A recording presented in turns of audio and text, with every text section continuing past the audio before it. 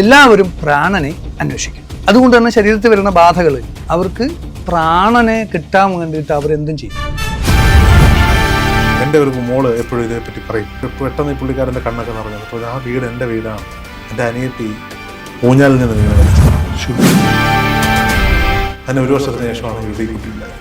സാത്വിക രാജസികം രാജസിക താമസികം ഇങ്ങനെ പറഞ്ഞ് കോടിക്കണക്കിന് 3ന്റെ ഗുണിതങ്ങളാണ്. അതായത് സാത്വികം രാജസികം താമസികം, സാത്വിക രാജസികം രാജസിക താമസികം ഇങ്ങനെ തുടങ്ങി കോടിക്കണക്കിന് വരുന്നതാണ് 30 മുക്കോടി ദൈവങ്ങൾ. ഈ ശരീരം കത്തിക്കുന്നതാണ്. ഞാനിപ്പം മരിച്ചാൽ എൻ്റെ ഈ ശരീരത്തെ കത്തിക്കും. തന്ത്രവിദ്യ എന്നൊക്കെ പറഞ്ഞ് ഇറങ്ങിയിട്ട് വലിയ എല്ലാം നശിച്ചു പോയവരുണ്ട്. പല ഇല്ലങ്ങളൊക്കെ ഒരുപാട് ക്ഷയിച്ചു പോയിട്ടുണ്ട് മന്ത്രവാദം ചെയ്തിട്ട്. പിന്നെ എനിക്കിത് കൂടുതൽ കംഫർട്ടായിട്ടും ഏറ്റവും നല്ലതായിട്ടും തോന്നുന്ന താന്ത്രികമായിട്ടുള്ള ഹീലിംഗ് ആയതുകൊണ്ട്. കാരണം ഇവിടെ ഒരു ദേവതയുണ്ട്, ദേവതയാണ് ഇത് താങ്ങുന്നത്. മറ്റേതറിയാതെ നമ്മളെന്നൊരു സാധനം ഇടയ്ക്ക് കയറി വരുമ്പോൾ ഇത് നമ്മളെ പിടിക്കും. മനുഷ്യനല്ലേ, എന്തൊക്കെ പറഞ്ഞാലും ഇത് ചെയ്യുന്നത് ഞാനാണല്ലോ. അപ്പൊ ഈ ഞാൻ എന്നുള്ളതിനെ നിർവചിക്കുന്നിടത്ത് ചില സമയത്ത് ചില പ്രശ്നം ചിലർക്ക് വരാറുണ്ട്.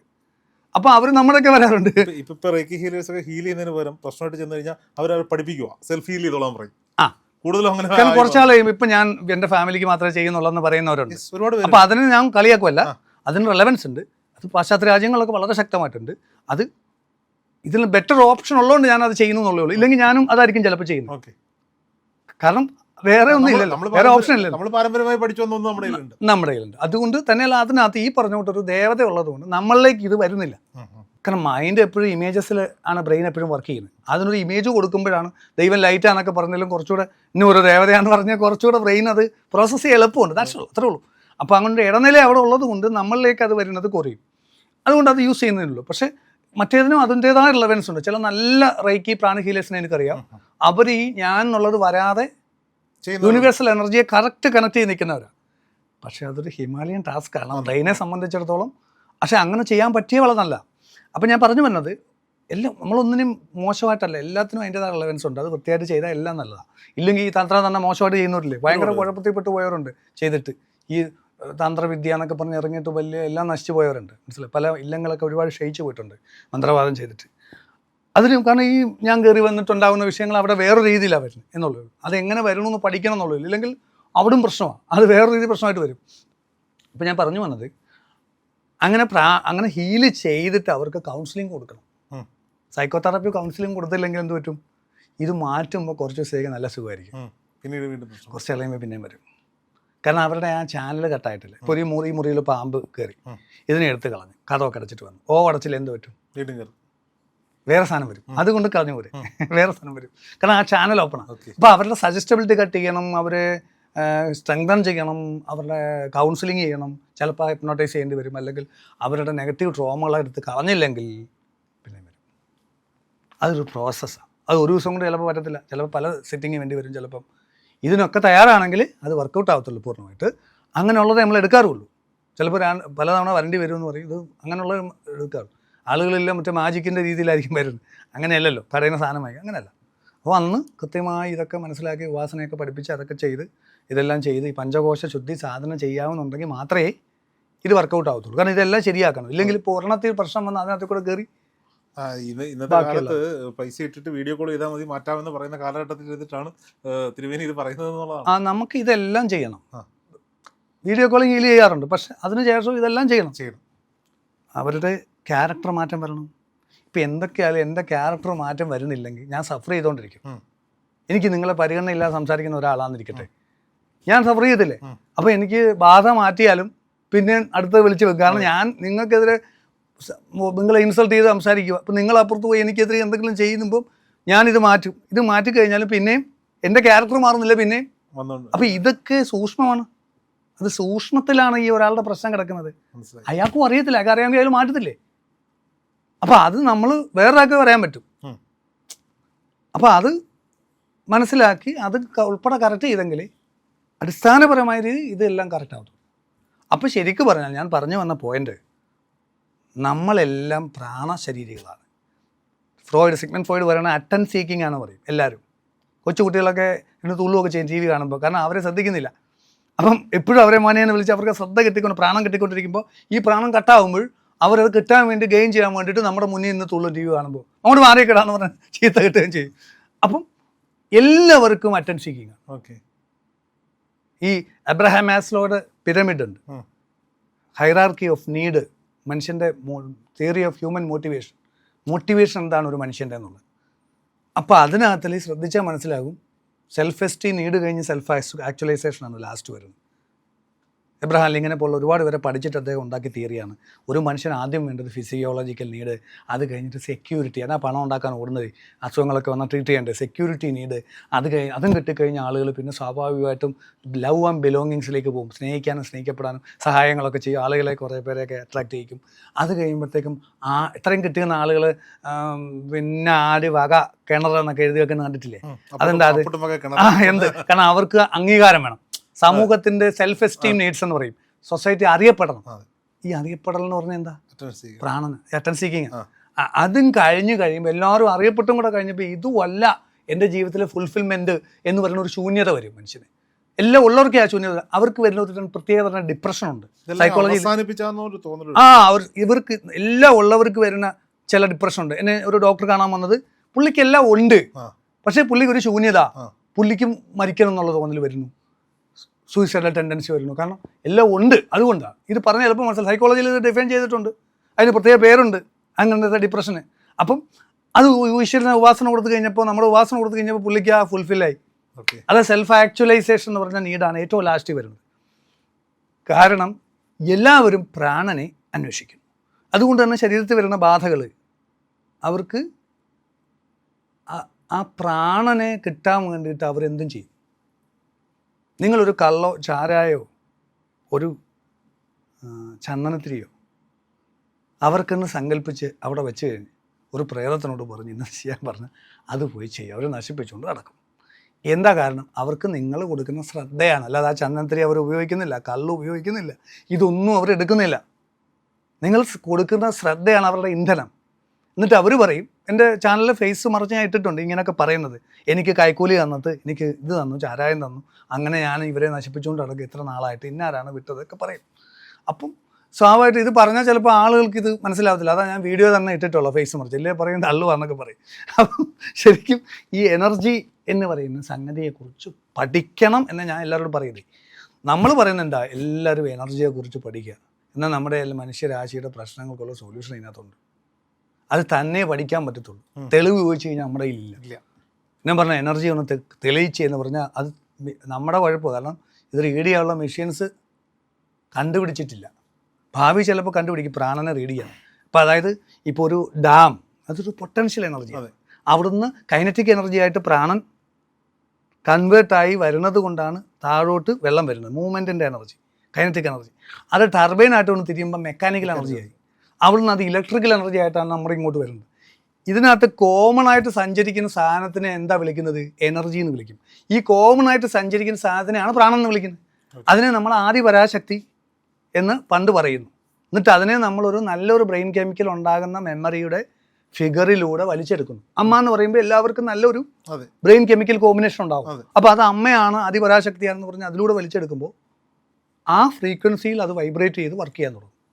ഇല്ലെങ്കിൽ വല്ല ഇതിൽ നെഗറ്റീവ് സാധനങ്ങളുടെ ഫിഗറിലൂടെ ആയിരിക്കും വർക്ക് ചെയ്യുന്നത്. നമുക്കുണ്ടായിട്ടുള്ള ട്രോമാസീന്നും അതിനും ഇതിനും ഈ പ്രാണൻ വന്നു തുടങ്ങുമ്പോൾ ഈ ട്രോമയിലൂടെ കയറി വരുമ്പോൾ ഇത് നിർത്താൻ പറ്റത്തില്ല ഇവർക്ക്. അപ്പോൾ അവിടെ വേറെ ഫിഗർ കൊടുത്തിട്ട് ആർക്കിടൈപ്പ് മാനേജ്മെൻ്റ് എന്ന് സൈക്കോളജി പറയും. കാൾ ജുങ് സൈക്കോളജിയാണ്. എന്താണ് ആർക്കിടൈപ്പ്? നമ്മൾ സംസാരിച്ചിട്ടുണ്ട്. 5 സെൻസിലൂടെ നമ്മളുടെ പ്രാണനിലേക്ക് വരുന്ന, 5 സെൻസിലൂടെ നമ്മുടെ ബോധത്തിലേക്ക് വരുന്ന സ്റ്റിമുലേഷൻസിനെ ചേർന്നുണ്ടാകുന്ന ബ്രെയിൻ കെമിക്കൽ കോമ്പിനേഷനിൽ ചേഞ്ചസ് ഉണ്ടാക്കുന്ന പ്രോഗ്രാംസിനെയാണ് ആർക്കിടൈപ്പ്. ഒരു 4 പേര് ഇങ്ങോട്ട് വരുന്നു, അത് ഒരാൾ അവിടെ നിൽക്കും. പട്ടി കുറച്ചുകൊണ്ടിരിക്കുകയാണെങ്കിൽ 5 സെൻസിലൂടെ പട്ടിയുടെ ഫിഗർ ഉള്ളിലുണ്ടാക്കിയിട്ടുള്ള ഒരു പ്രോഗ്രാം, അത് അഡ്രിനാലിൻ ട്രിഗർ ചെയ്യുന്നു. അപ്പോൾ ആൾ ഓടണം എന്നുള്ള ടെൻഡൻസി മൈൻഡിലേക്ക് വരുന്നു. കാരണം അഡ്രിനാലിൻ ഫിയർ ഹോർമോണാണ്. നമ്മൾ ഫ്ലൈറ്റ് ഓർ ഫൈറ്റ് റെസ്പോൺസിലേക്ക് ബോഡി മാറുന്നു. ആനിമൽ ബോഡിയാണ്. ആ സിസ്റ്റം ബോഡിയിൽ ഉണ്ടാക്കുന്ന ഫിഗറാണ് ആർക്കിടൈപ്പ്. അപ്പോൾ ആ ആർക്കിടൈപ്പ് എന്നുള്ള നെഗറ്റീവ് പാതകൾ. അപ്പം ഞാൻ പറഞ്ഞു പറഞ്ഞാൽ ഇത്രയേ ഉള്ളൂ. ചോദ്യത്തിന് ഇത്രയേ ഉള്ളൂ ഉത്തരം. ഈ പ്രാണൻ ഒരു വ്യക്തിത്വത്തിലൂടെ വൈബ്രേറ്റ് ചെയ്യുന്നു. ഈ വ്യക്തിത്വങ്ങളാണ് ഇവിടെ ഉള്ളത്, ഈ ശരീരമല്ല. ഈ ശരീരം കത്തിക്കുന്നതാണ്. ഞാനിപ്പം മരിച്ചാൽ എൻ്റെ ഈ ശരീരം എടുത്ത് കത്തിക്കും. ഞാൻ ഈ ശരീരമാണോ? ഞാൻ നിങ്ങളുടെ ഉള്ളിലേക്ക് വരുമ്പോൾ ഞാൻ പറയുന്നില്ല, ഞാൻ ഈ സംസാരിച്ചുകൊണ്ടിരിക്കുന്ന ഒരു പേഴ്സണാലിറ്റി ഇവിടെയുണ്ട്, ഒബ്സർവ് ചെയ്യാൻ പറ്റുമെങ്കിൽ. ഈ പേഴ്സണാലിറ്റി മാത്രമാണ് ഞാൻ, ശരീരമല്ല. എനിക്ക് നിങ്ങളുമായിട്ടുള്ള കോണ്ടാക്റ്റ് പോകുന്നുള്ളേ ഉള്ളൂ ഞാൻ മരിക്കുമ്പോൾ. ഞാൻ ഇതുപോലെ ഇവിടെ ഉണ്ടാവും. അത് ഞാൻ ചെയ്തിട്ടുള്ള ഹയർ ഫ്രീക്വൻസി ട്യൂൺ ചെയ്തിട്ടുള്ള എക്സ്പീരിയൻസ് എനിക്കുണ്ടെങ്കിൽ ലൈറ്റിൻ്റെ ലോകത്തേക്കും, ഇതില്ലെങ്കിൽ ഡാർക്ക്നെസ്സിലേക്കും ഞാൻ വീഴും. ആ ലോകത്ത് ഇങ്ങനെ ആളുകളുടെ ബ്രെയിനിലൂടെ കറങ്ങി നടക്കും ഇരുട്ടത്ത്. അപ്പോൾ ഇതാണ് ഈ പറയുന്ന സോൾസ്. അതിനകത്തിൽ പല പേരുകളുള്ള സാധനങ്ങളുണ്ടാവാം, ഉണ്ട്. അതിനകത്ത് നല്ലതുകൊണ്ട് കുറേ ചീത്തയുണ്ട്. ദൈവന്മാരും അസുരന്മാരും എന്ന് പണ്ടുള്ളവർ പറയും. ആ ദൈവന്മാർ പല പേരുകളിൽ പല ഫ്രീക്വൻസിയിലും ഉള്ളതുകൊണ്ട് എന്നാൽ കൂടുതൽ നല്ലത്, കൂടുതൽ പോസിറ്റീവ്, കൂടുതൽ സാത്വികം, കൂടുതൽ മറ്റേ രാജസികം, താമസികം, ഈ സാഖ്യയോഗ പ്രകാരമാണ് ഇത് സഞ്ചരിക്കുന്നതെന്ന് ഞാൻ പറഞ്ഞു. അപ്പോൾ ദേവതകൾ 3 വിധം, അതിൻ്റെ പെർമ്യൂട്ടേഷൻ കോമ്പിനേഷനൊക്കെയാണ് മറ്റുള്ള ദേവതകൾ. അപ്പം സത്വരജസ്തമസ് അതാണ് മെയിൻ. അവിടുന്ന് സാത്വിക രാജസികം, രാജസിക താമസികം, ഇങ്ങനെ പറഞ്ഞ് കോടിക്കണക്കിന് 3ൻ്റെ ഗുണിതങ്ങളാണ്. അതായത് സാത്വികം, രാജസികം, താമസികം, സാത്വിക രാജസികം, രാജസിക താമസികം, ഇങ്ങനെ തുടങ്ങി കോടിക്കണക്കിന് വരുന്നതാണ് 30 ദൈവങ്ങൾ. അതെല്ലാം ഇവിടെ ഉണ്ട്. നമ്മളാണ് ഇല്ലാത്തത്. നമ്മൾ ഈ വിളിക്കുന്ന ശരീരത്തോടു കൂടി ഞാൻ എന്ന് വിശ്വസിക്കുന്ന ഈ സാധനമാണ് ഇല്ലാത്തത്. ഈ ഞാൻ എന്നുള്ള പേഴ്സണാലിറ്റി കൊണ്ട്, നിങ്ങൾ എന്ന് പറഞ്ഞ പേഴ്സണാലിറ്റി കൊണ്ട് ഈ ചുറ്റും അതുപോലെ ഉണ്ട്. കോണ്ടാക്ട് ഇല്ലെന്നേ ഉള്ളൂ. അപ്പോൾ ഈ പുനർജന്മം ഉണ്ടാകുമ്പോൾ ഇതിൻ്റെ സീഡാണ് അടുത്ത ജന്മത്തിലേക്ക് പോകുന്നത്. ഇത് പൂർണ്ണമായി പോകുന്നില്ല. ഇത് പൂർണ്ണമായിട്ട് പോകത്തില്ല. കാരണം ഇത് ഞാൻ പറഞ്ഞു, സോളെന്ന് പറയുന്നത് പ്രാണനും ഞാൻ എന്നുള്ള ബോധവും മനസ്സും ചേരുന്ന, അത് പഞ്ചഭൂതങ്ങളാണ്. അഗ്നി, ജലം, വായു, ആകാശം, ഭൂമി. നമ്മൾ മരിക്കുമ്പോൾ ജലതത്വവും ഭൂമിതത്വമായിട്ടുള്ള ഈ ശരീരം ഡിവൈഡ് ചെയ്ത് പോകുന്നേ ഉള്ളൂ, വെള്ളവും കഷ്ണവും. ബാക്കി മനസ്സെന്ന് പറയുന്നത് അഗ്നി, വായു, ആകാശം 3 ചേരുന്ന, ശരിയല്ലേ? ഈ അഗ്നി, വായു, ആകാശം ഡീകോഡ് ചെയ്യപ്പെട്ടിട്ടുണ്ടോ? ഇത് ഡീകോഡ് ചെയ്യപ്പെടത്തില്ല. ഈ ഫിസിക്കൽ ബോഡിയായ ജലതത്വവും ഭൂമിതത്വവും മാത്രമേ വിഘടിച്ചിട്ടുള്ളൂ. ഇത് 3 വിഘടിക്കാതെ ഒരു മനസ്സായിട്ട്, ഒരു ആത്മാവായിട്ട് നിൽക്കുന്നു. അതിന് പിന്നെയും ഡിവിഷൻ വരും. അപ്പം പ്രാണനാണ് അഗ്നി എന്ന് പറയുന്നത് അതിനകത്തിൽ, മനസ്സിലാവുന്നുണ്ടോ? അപ്പം ശരിക്കും ഒരു സോളിനകത്തിൽ മനസ്സുണ്ട്, വാസനാ സഞ്ചയമുണ്ട്, ആഗ്രഹങ്ങൾ. ഇപ്പോൾ കൊല്ലട്ടെ എന്ന് വെച്ചാൽ അയ്യോ എന്നെ കൊല്ലല്ലേ, എന്താ എനിക്ക് കണ്ടു മതിയായില്ല, കേട്ട് മതിയായില്ല, തിന്നു മതിയായില്ല, മണത്തു മതിയായില്ല. ഈ പഞ്ചഭൂതങ്ങളെ അനുഭവിച്ച്, പഞ്ചേന്ദ്രിയങ്ങളോട് അനുഭവിച്ച് കൊതി തീർന്നിട്ടില്ല. ആഗ്രഹങ്ങൾക്കാണ് ജീവനുള്ളത്, മനുഷ്യനല്ല. ഓക്കെ, ആഗ്രഹങ്ങളാണ് ജനിക്കുകയും ജീവിക്കുകയും ചെയ്യുന്നത്, മനുഷ്യനല്ല. എൻ്റെ ഈ ആഗ്രഹമാണ് എൻ്റെ ഈ ശരീരത്തിലൂടെ ഞാൻ ഫുൾഫിൽ ചെയ്തുകൊണ്ടിരിക്കുന്നത്. അപ്പോൾ ഈ ആഗ്രഹങ്ങളാണ് ജനിക്കുകയും ജീവിക്കുകയും ചെയ്യുന്നത്. ആഗ്രഹങ്ങളെന്ന് പറയുന്നതാണ് സോളിൻ്റെ ബേസ്. ഒരു സോളിൽ ഈ ആഗ്രഹമുണ്ട്, ഒരാത്മാവിലൊരു ആഗ്രഹമുണ്ട്, പ്രാണനുണ്ട്, മനസ്സുമുണ്ട്. ഈ മനസ്സങ്ങ് മാറും. ബാക്കി 2 അടുത്ത ജന്മത്തിലേക്ക് പോകുന്നു. മനസ്സ് ഡീകോഡ് ചെയ്യപ്പെട്ടു, എന്നിട്ട് അടുത്ത ബർത്തിലേക്ക് പോകുന്നത്. ഓക്കെ, അപൂർവമായി ഡീകോഡ് ചെയ്യപ്പെടാത്തതാണ് പുനർജന്മ ഓർമ്മയുണ്ടെന്നൊക്കെ പറഞ്ഞ് വരുന്നില്ലേ? അബദ്ധത്തിൽ ചിലപ്പോൾ നമ്മൾ മാനുഫാക്ചറിങ് ഡിഫക്റ്റ് എന്നൊക്കെ പറയുന്നുണ്ട്. ഞാൻ ഒരാളുടെ ഒരു കഥ പറയാം. ഈ കഥ കേൾക്കുമ്പോൾ എന്നോട് കഥ പറഞ്ഞ ആൾക്ക് മനസ്സിലാവും ആരാണെന്നുള്ളത്. ഞാൻ പേരൊന്നും പറയാൻ ആഗ്രഹിക്കുന്നില്ല. ഒരു പെൺകുട്ടി ജനിച്ചു. പെൺകുട്ടിയുടെ ചെറുപ്പത്തിൽ ഒരു 10 വയസ്സൊക്കെ ആയപ്പോൾ തൊട്ട് തെക്കൻ കേരളത്തിലാണ് പെൺകുട്ടി ജനിക്കുന്നത്. വടക്കൻ കേരളത്തിലുള്ളൊരു സ്ഥലത്തെ ഈ കുട്ടി ഇങ്ങനെ പറഞ്ഞുകൊണ്ടിരിക്കുക വീട്ടിൽ. ഇവരുടെ വീട്ടുകാർക്ക് ഇതിനെ വളരെ കാര്യമായിട്ട് എടുത്തിട്ട് അമ്മ അച്ഛനോട് പറഞ്ഞു, നമുക്ക് അവിടെ നിന്ന് പോയി തിരക്കാമല്ലോ, ഇവിടെ പറയുന്ന സ്ഥലമുണ്ടോ എന്താ. അപ്പോൾ അച്ഛൻ മഴ കുറഞ്ഞ നിൻ്റെ ജോലി നോക്കും, ചിലപ്പോൾ ഇതുള്ളതാണെങ്കിൽ അവിടെ ചെല്ലുമ്പോൾ ഇത് അവിടുത്തെ കുട്ടിയെ നീ കൊടുത്തിട്ട് വരുമോ? ഇല്ലല്ലോ. കുറച്ചാൾ കഴിഞ്ഞിട്ട് അവിചാരിതമായൊരു ചെറുപ്പക്കാരൻ ഒരാവശ്യത്തിന് ആ വീട്ടിൽ വരികയാണ്. അപ്പോൾ ഈ സ്ഥലം ചോദിക്കുമ്പോൾ ഈ കുട്ടി പറയുന്ന സ്ഥലമാണ്. അപ്പോൾ അവർ ചോദിക്കും, എന്താണ് പിന്നെ മോനെ അവിടെ ഇങ്ങനൊരു സ്ഥലമുണ്ടോ? ഉണ്ട്. ഇങ്ങനൊരു വീടുണ്ടോ? ഉണ്ട്.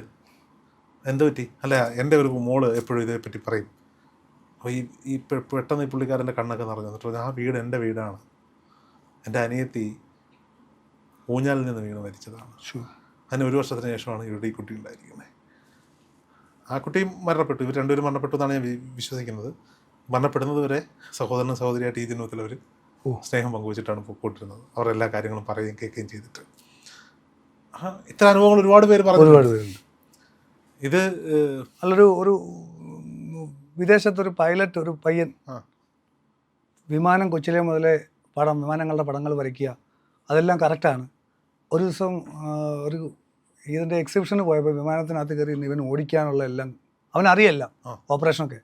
പിന്നെ തിരക്കി വന്നപ്പോൾ 2ാം ലോകമായത്തിൽ മരിച്ചുപോയ ഒരാളുടെ ഇതാണെന്ന് പറയുന്നു. ആ മനസ്സ്. അതുപോലെ ഗാന്ധിജിയൊക്കെ ഇടപെട്ട ഒരു കേസ് പണ്ട് ഒരു സ്ത്രീയുടെ, അത് നെറ്റിലടിച്ചാൽ കിട്ടും. ഭയങ്കര കൃത്യമായി അവിടെ ചെന്ന ആൾക്കാരെല്ലാം തിരിച്ചറിഞ്ഞു പറഞ്ഞു അങ്ങനെ ഒരുപാട് കേസ്. ഇത്തരം കുറെ കഥകൾ അലക്സാണ്ടർ ജേക്കബ് സാറൊക്കെ മെനി ലൈഫ് മെനി മാസ്റ്റേഴ്സ് ഉണ്ട്, അങ്ങനെ മെനി ലൈഫ് അങ്ങനെയൊക്കെ പറഞ്ഞ പുസ്തകം. അപ്പം അന്ന് തൊട്ട് ഉണ്ടാവുന്ന ഒരു സംശയമാണ്. അപ്പം പറഞ്ഞു ചിലരിൽ മാത്രം ഈ മനസ്സ് ഡീകോഡ് ചെയ്യപ്പെടാതെ വീണ്ടും പുനർജന്മത്തിലേക്ക് അപൂർവമായിട്ട്.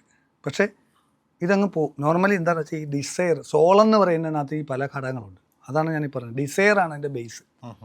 ഈ ഡിസയർ ശരീരം ഉള്ളപ്പോൾ തന്നെ ഡീകോഡ് ചെയ്യാനുള്ളതാണ് സാധന പദ്ധതി. നമ്മൾ ഈ പറയുന്ന ശ്രീവിദ്യ സാധന. ശ്രീവിദ്യ പഞ്ചകോശശുദ്ധി സാധനമാണ് നമ്മൾ എടുത്തു പറയേണ്ടി വരും. ശ്രീവിദ്യ മാത്രമല്ല, സൈക്കോളജി ഒക്കെ ഇതിൽ വരുന്നുണ്ടല്ലോ.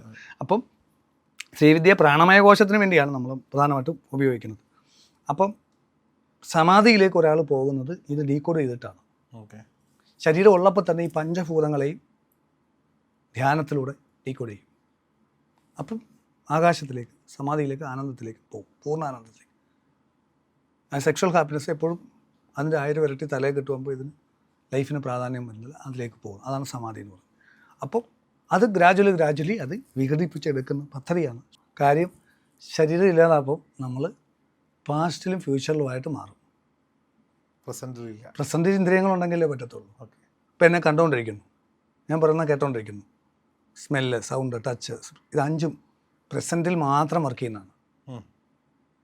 സത്യത്തിൽ പാസ്റ്റും ഫ്യൂച്ചറും ഇല്ല. റിയൽ വേൾഡ് പ്രസൻറ്റ് മാത്രമാണ്. പാസ്റ്റ് നമ്മുടെ സങ്കല്പത്തിലേ ഉള്ളൂ. ഇപ്പോൾ വീട്ടിൽ നിന്ന് ഇറങ്ങിയത് ഓർമ്മയിലല്ലേ ഉള്ളൂ. നീ വീട്ടിലോട്ട് പോകുന്നുള്ളത് ഓർമ്മയിലേ ഉള്ളൂ. മരിക്കുന്നവരെ ഞാൻ നിങ്ങളുടെ കൂടെ താമസിച്ച് ഈ പ്രസൻറ്റ് മാത്രം 5 ഇന്ദ്രിയങ്ങളോട് അനുഭവിക്കുന്ന പ്രസൻറ്റ് മാത്രമേ അനുഭവിക്കാൻ പറ്റത്തുള്ളൂ. അത് മാത്രമേ ഉള്ളൂ സത്യം. അങ്ങനെ വരുമ്പോൾ ടൈം ഇല്ലാതാവും. ടൈം ഉണ്ടാക്കുന്നത് പാസ്റ്റും ഫ്യൂച്ചറും ചേർന്നിട്ടാണ്. ടൈം ഇല്ല എന്ന് തിരിച്ചറിയണം. സയൻസ് ഇപ്പോൾ പറയുന്നുണ്ടല്ലോ, സ്പേസ് ടൈം കണ്ടിന്യൂ ആണ്. അപ്പോൾ ആ പ്രസൻറ്റിലേക്ക് വന്ന് ഇത് അടുത്ത ഡയമെൻഷനിൽ അത് പറഞ്ഞാൽ ചിലപ്പോൾ അത് എങ്ങനെ മനസ്സിലാവുന്നില്ല. അപ്പോൾ ആ പ്രസൻറ്റിൽ നിന്ന് ധ്യാനിക്കുമ്പോൾ അത് മാത്രമേ ഉള്ളൂ എന്ന് തിരിച്ചറിയാൻ തുടങ്ങും. അപ്പോൾ അങ്ങനെ വരുമ്പോഴാണ് ഇത് ഡീകോഡ് ചെയ്യപ്പെടുന്നത്. അപ്പോൾ വൈ ആക്സിസിൽ പ്രാണം സഞ്ചരിക്കാൻ തുടങ്ങും. അതുവരെ എക്സിൽ ആണ് പോയിക്കൊണ്ടിരുന്നത്, ജനന മരണ ചക്രങ്ങളിൽ. പക്ഷേ ഈ ഇന്ദ്രിയങ്ങളിലേക്ക് വരുന്നു, ധ്യാനത്തിലേക്ക് വരുമ്പോൾ, നമ്മുടെ ഈ പദ്ധതിയിലേക്ക് വരുമ്പോൾ ഒരാൾ പ്രസൻറ്റിലേക്ക് വരാൻ തുടങ്ങും. അപ്പോൾ ഈ ഒരു സോൾ നിൽക്കുന്ന എപ്പോഴും പാസ്റ്റിലും ഫ്യൂച്ചറിലുമാണ്. എന്നെ ആരാണ്ടാ കൊന്നു, എനിക്ക് ആരെങ്കിലും കൊള്ളണം, ഇങ്ങനെയൊക്കെ പറഞ്ഞിട്ടാണ്. പാക, അടങ്ങാത്ത പാക, വൈരാഗ്യം ഒക്കെയാണ് ഇവർക്ക്, അല്ലെങ്കിൽ വിഷമം, ദുഃഖം, ഇതൊക്കെയാണ് ഇങ്ങനെ നിൽക്കുന്നത്. അപ്പോൾ അത് നെഗറ്റീവ് സോൾസിന്. പോസിറ്റീവ് സോൾസിനെ ഇതിലൊക്കെ ഹെൽപ്പ് ചെയ്യണം, സ്പിരിച്വലി ഡെവലപ്പ് ചെയ്യണം എന്നൊക്കെയാണ്.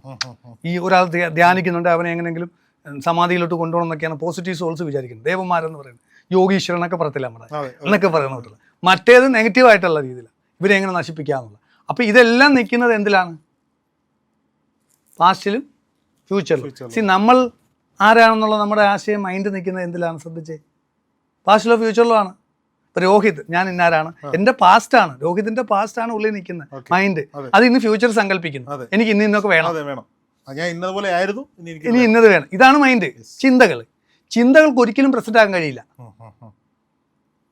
ചിന്തകൾക്ക് ഒരിക്കലും. ഇപ്പം എന്നെ കണ്ടോണ്ടിരിക്കുകയല്ലേ, പ്രസന്റിൽ നിന്ന് ശ്രദ്ധ പോവാതെ, പാസ്റ്റിലേക്ക് പോവാതെ എന്നെക്കുറിച്ച് എന്തെങ്കിലും ചിന്തിക്കാൻ പറ്റുമോ നോക്കി? പറ്റില്ല.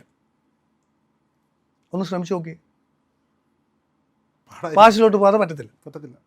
പ്രസന്റിൽ നിന്നാൽ ചിന്തിക്കാൻ പറ്റത്തില്ല. അപ്പോൾ ഇതാണ് സത്യം. പക്ഷേ നമ്മളെപ്പോഴും ചിന്തിച്ചുകൊണ്ടേയിരിക്കും. പാസ്റ്റിലും ഫ്യൂച്ചറിലുമാണ് നമ്മൾ നിൽക്കുന്നത്. അപ്പോൾ എന്ത് പറ്റും? പ്രസൻറ്റിനനുസരിച്ച് പ്രതികരിക്കാൻ പറ്റാതെ വരും. അപ്പോൾ ഇത് തമ്മിൽ ക്ലാഷ് വരും, ആ ഡിലേ വരും, അപ്പോൾ ആ ക്ലാഷ് വരും.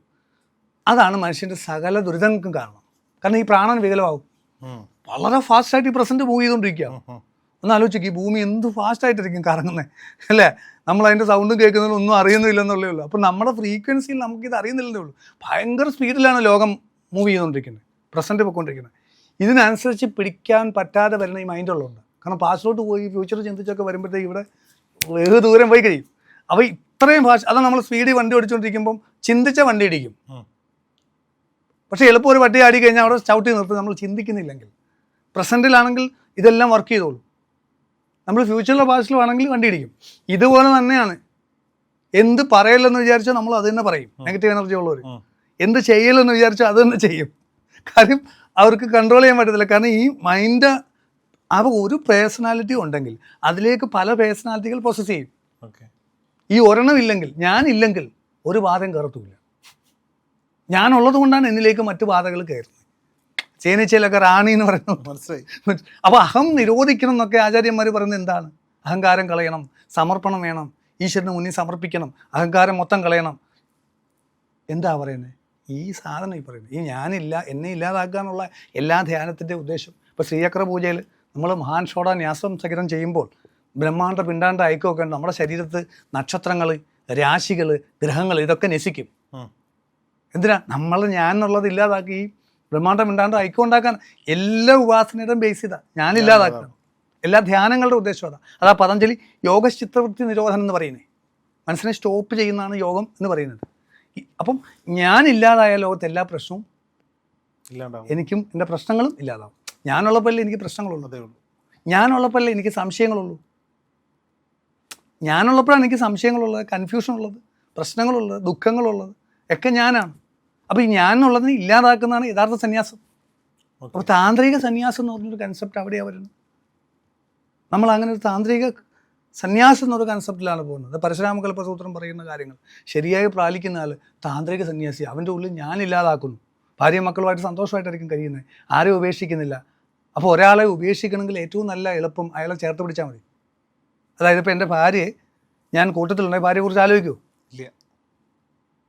അപ്പോൾ ഭാര്യയെ ഉപേക്ഷിക്കണമെങ്കിൽ ഭാര്യയെ ചേർത്ത് പിടിച്ചാൽ മതി, അവർക്കും ബുദ്ധിമുട്ടില്ല, അവർക്ക് സന്തോഷം. ഇപ്പം നമ്മൾ മൊബൈൽ കയ്യിലുള്ള മൊബൈലെ കുറിച്ച് ആലോചിക്കുമോ? ഈ മൊബൈൽ വലിച്ചെറിഞ്ഞ് പോയി കഴിഞ്ഞാലോ? ഈ എപ്പോഴും മൊബൈൽ അല്ലേ? അതെ.